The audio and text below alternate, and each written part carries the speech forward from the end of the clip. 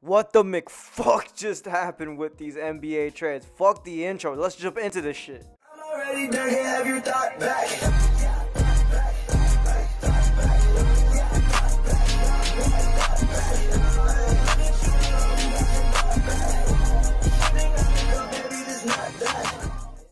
Why is there always bullshit on my phone with these fucking NBA trades?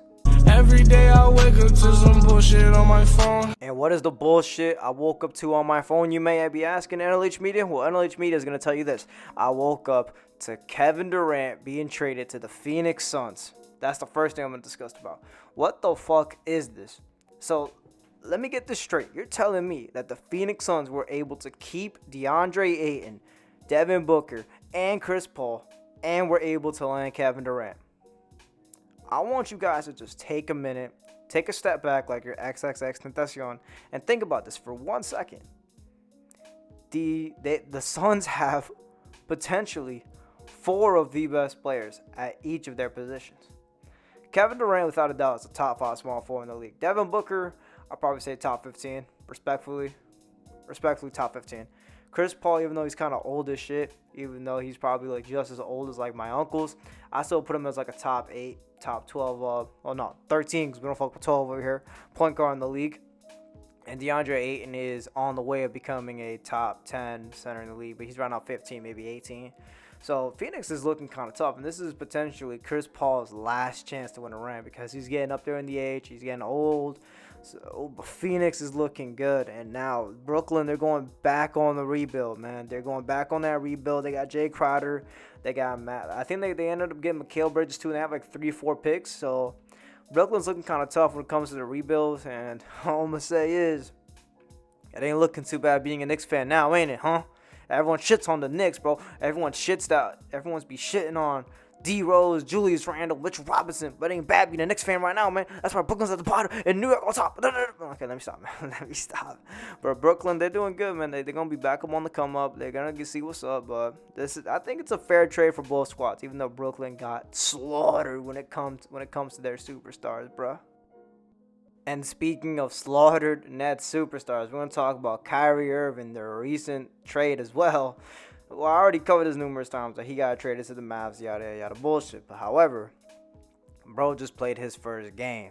Now, what we're going to discuss is the fact that he did pretty well in his first game, I'm not going to lie. From what I saw, the chemistry with him and Luka, it was kind of cool. They're kind of still getting the base of it. Luka's trying to help be the pass for his guard, trying to get him his shots up, and Kyrie trying to be the aggressive shoot for his type of guard.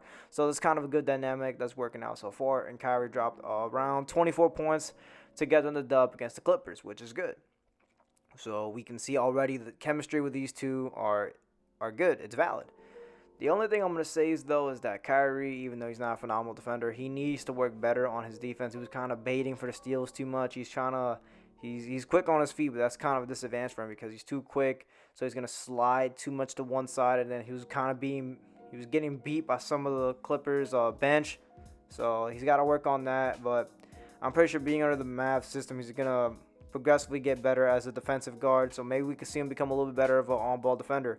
We just got to wait and see as the season continues to progress because we are a little bit more towards the halfway mark of the season. We're just hitting All-Star break next week, so let's see how Kyrie does and how the Mavs do.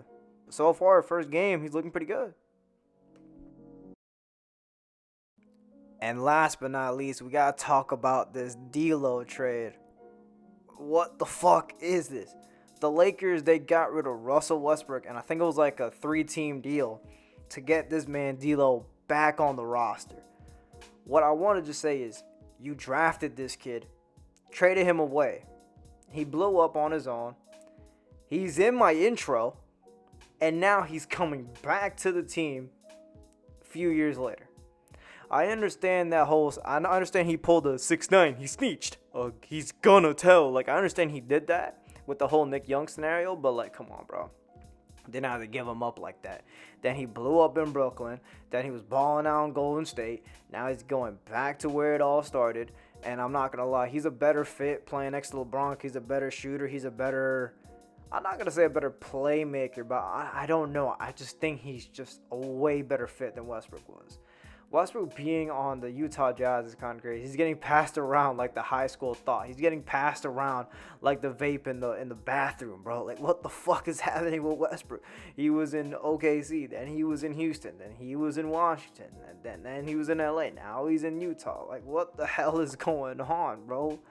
Like, overall, shout out to my bro J612 for telling me that this was the end of the trade deadline. I'm just gonna wrap up this video with talking about the entirety of the trade deadline. So, long story short, KD going to the Suns is insane. Not just the fact that he's on a team that has DeAndre Ayton and all of them, but he's going back to the West. It's crazy how some of these players, the star players in Brooklyn, they're going to the West. Kyrie, he's taking his ass to the West for the first time. KD, he's taking his ass back to the Western Conference, because if these two stayed in the East, do you not know how bad it would be for Brooklyn? Imagine if Kyrie went to Miami, and imagine if KD went to, I don't know, let's say he went back to like Washington or something. Let's say he went to Washington with a Bradley Beal, and then they were able to build a team around him. And let's say they were able to get John Wall over there. And by the way, John Wall is going back to Houston, which is fucked up, bro. This man, John Wall was talking shit about the Houston Rockets, and he's going back to Houston. Like, bro, this trade deadline is stupid. And then the fact that they traded Patrick Beverley for Mo Bamba is, bro, this deadline was so stupid. Like, there's bullshit on my phone. Every day I wake up to some bullshit on my phone. Like, there was bullshit on my phone when I woke up and I see all this going down. Like, what the fuck? All in all, this probably got to be one of the craziest trade deadlines in recent NBA history. Not all time, but recent NBA history within the past few years. So, all in all, this trade deadline was fucking nuts. And that's going to be all for another episode of Half Court News. I hope you guys enjoyed it. Make sure to like, comment below. It always helps the channel out. If you guys made it all the way through to the end of the video, comment down below. D-Lo back in LA. And with all that being said, 10LH, never lose hope. And I'm going to see y'all in the next video. Peace. Gang! Yo, hey, they told me never lose hope. Hey, they told me